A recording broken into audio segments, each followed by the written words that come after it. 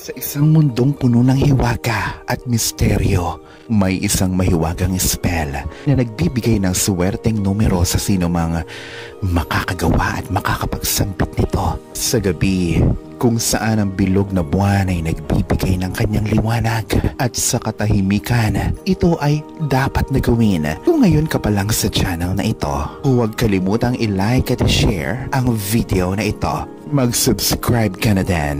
Huwag kalimutang pindutin ang bell para lagi kang updated sa mga bago pa nating magic spell.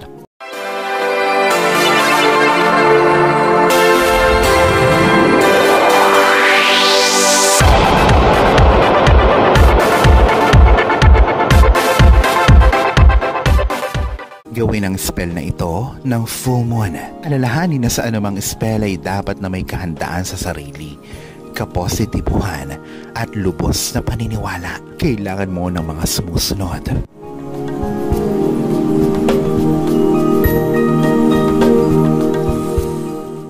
Una, gumuhit ng gaya nito, gayahin ang mga numero sa isang lotto ticket.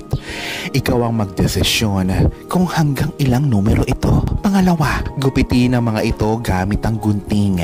Pangatlo, sa kahon ay maglagay ng durog na laurel at asin. Alugin ito sa loob ng 5 minuto. Pagkatapos ay itapon ang asin at ang durog na laurel.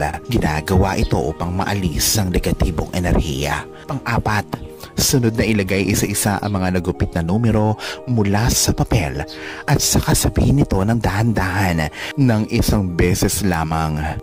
Mihi present, numera per dominum deum nostrum. Pang-5, takpan at alugin ito sa loob ng 8 segundo. Pang-6, ipwesto ito sa liwanag ng buwan o simpleng ilagay ito sa bintana at siguraduhin na walang makakagalaw. Pang-7, kinabukasan ay buksan ang kahon. Ang mga papel naman na nakatihaya na madali mong makikita ang numero ang siyang mga swerteng numero mo. Ang 8, isulat at itago ang mga numerong nakita mo. Ang mga numerong ito ay hindi lamang swerteng numero sa sugal, kundi ito din ang siya ding magiging swerteng numero mo para sa lahat ng bagay.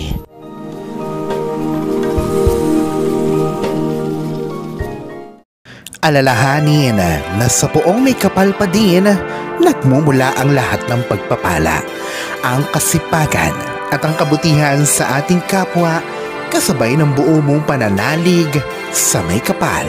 Ang siya pa rin na dapat ay manaig.